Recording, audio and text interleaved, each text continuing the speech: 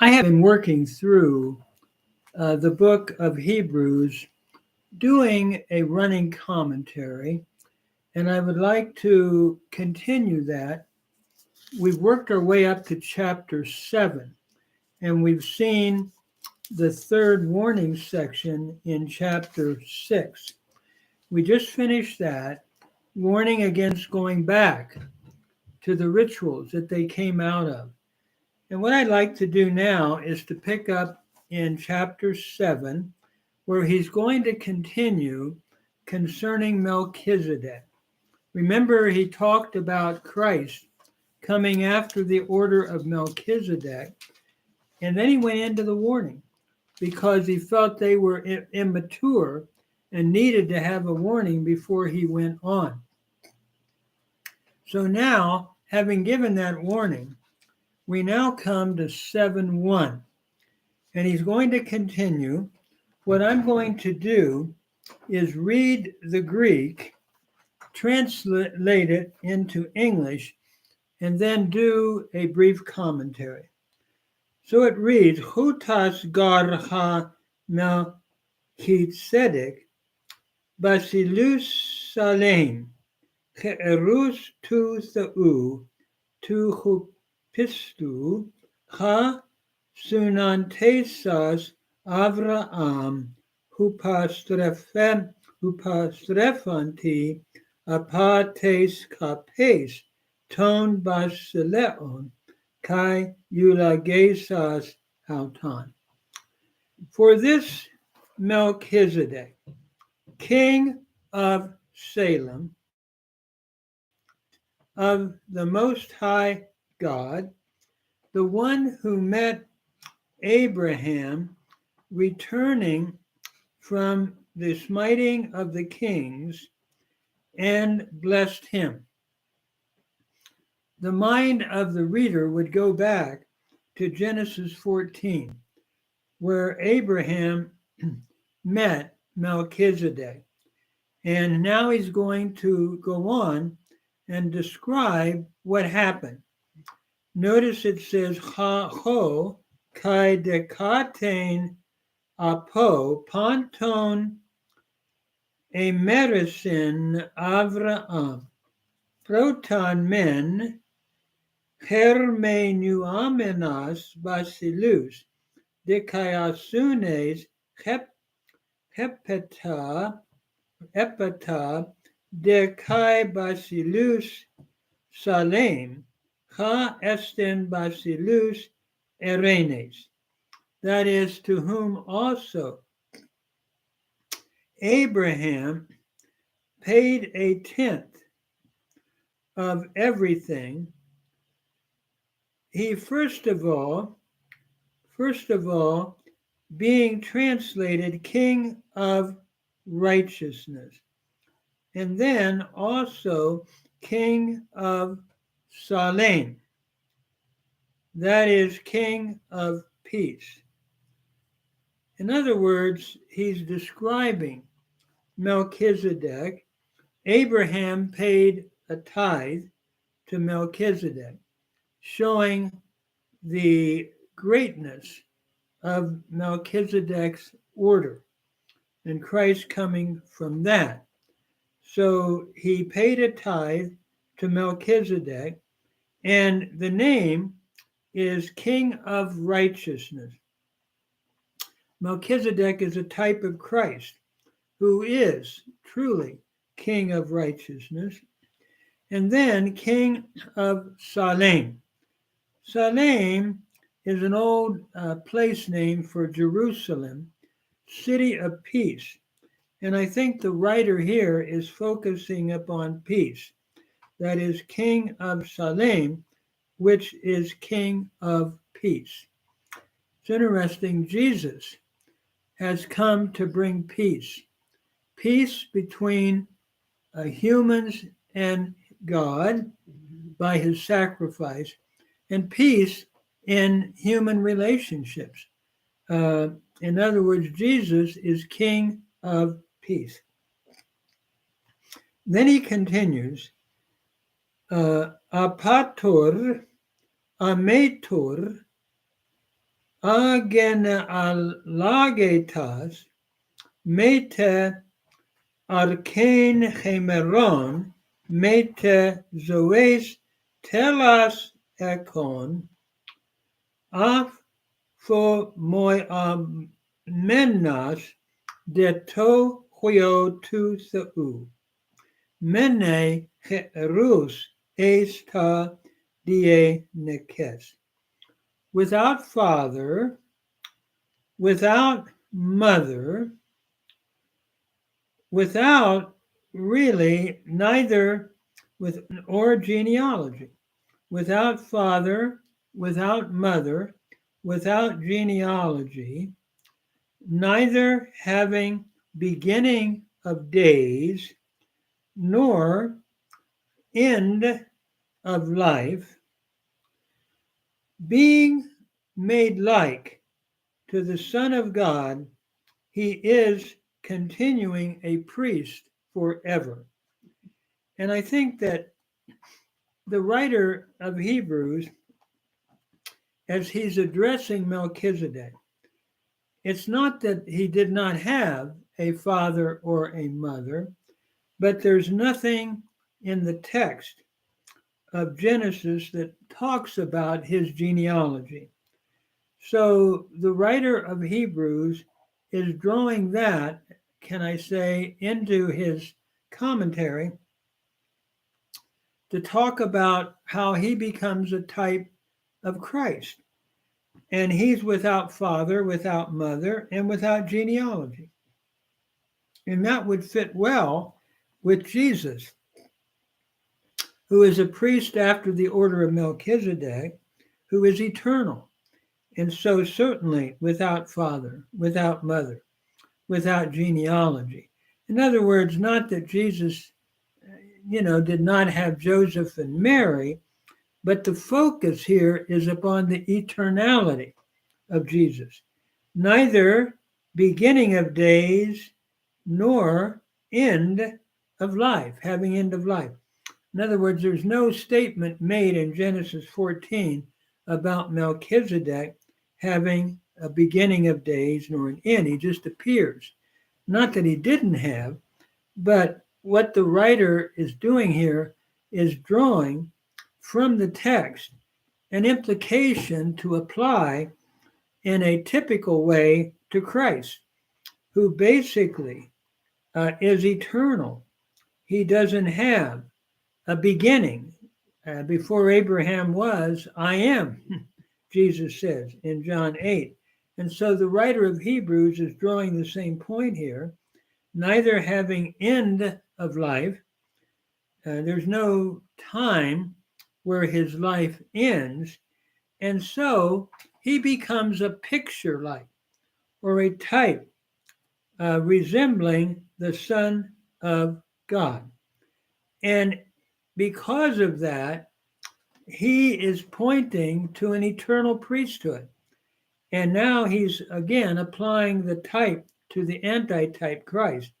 He is abiding a priest forever. That is, Jesus does not have a time when he's going to stop in his priestly ministry. And remember, he had that after the resurrection. And it's interesting that he, having started with this type, now is going to drive home further points about how Jesus is after the order of Melchizedek. Melchizedek means Melchi, my king of righteousness, is literally what it means. So Jesus, the righteous king, after that order, is also an eternal priest. And so we move on to verse 4. Theorete de pelikas hutas. See how great he is. Ho kai dekaten Avraham edokin ekton akrathinion ha patriarches.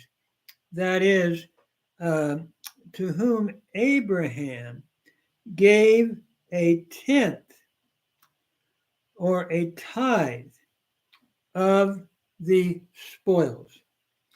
So Abraham paid a tenth to Melchizedek of the spoils that he had when he was returning from the struggle with the kings that he had been in conflict with.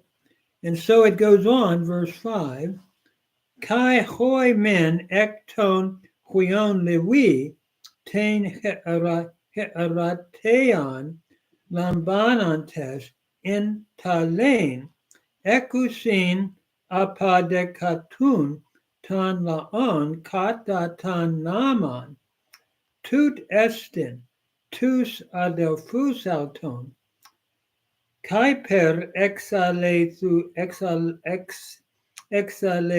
lusatas ectes asfuas Avraham. That is, and those who are the sons of Levi, the descendants of Levi, are receiving a priestly office, and they have a commandment to collect tithes from the people according to the law.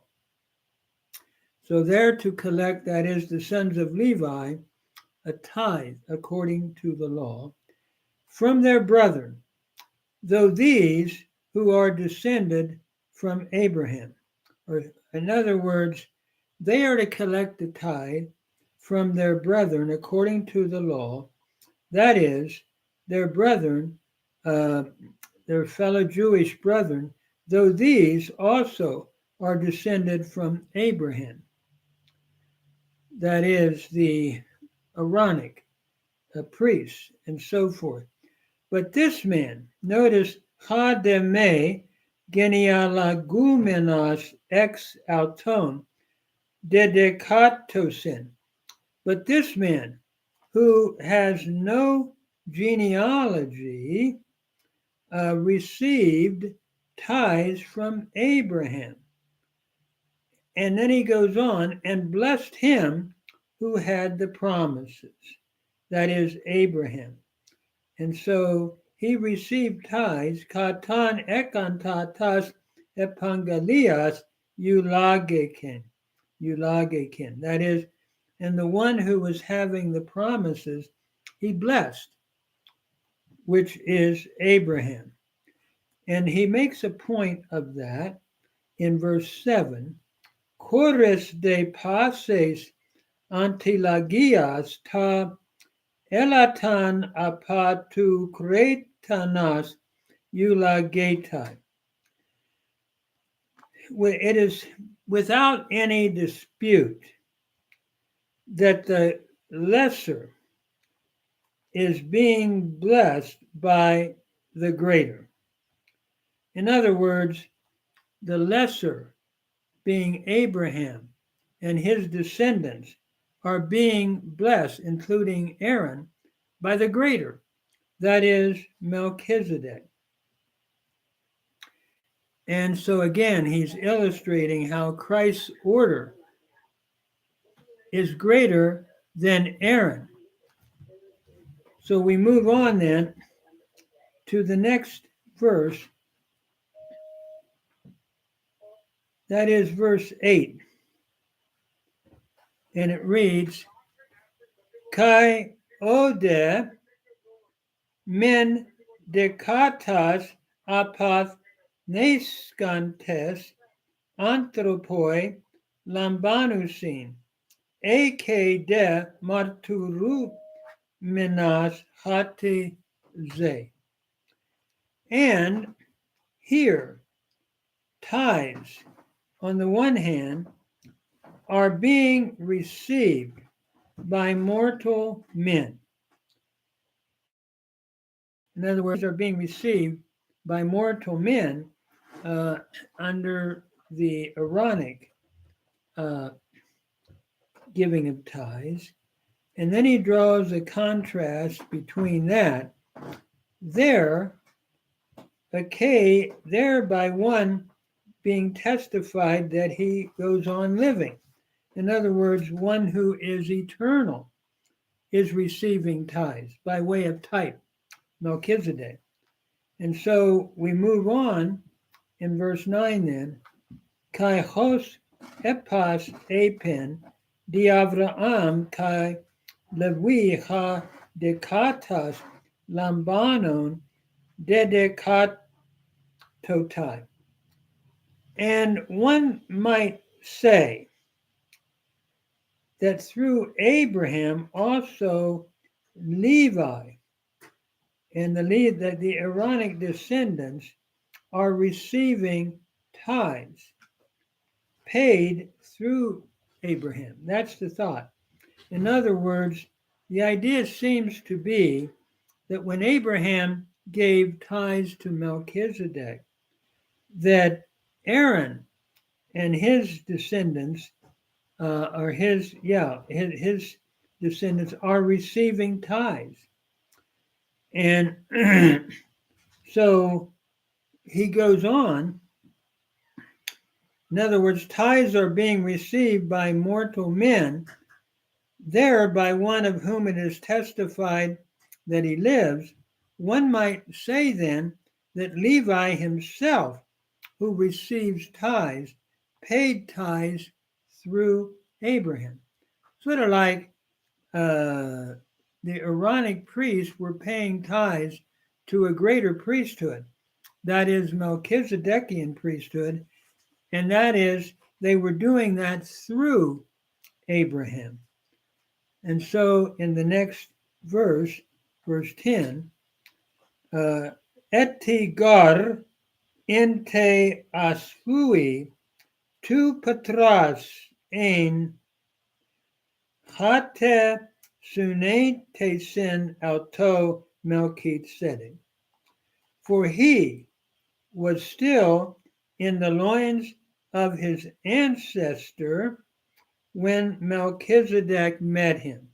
In other words, Aaron was in the loins of Abraham when Melchizedek met him. And so, in a sense, Aaron is paying tithes to a priestly order greater than himself, which is that of Melchizedek. And so the first argument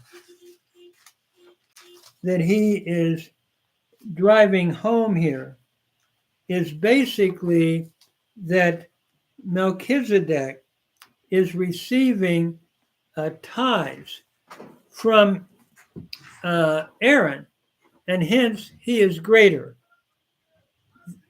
than Aaron. That seems to be what the thought is.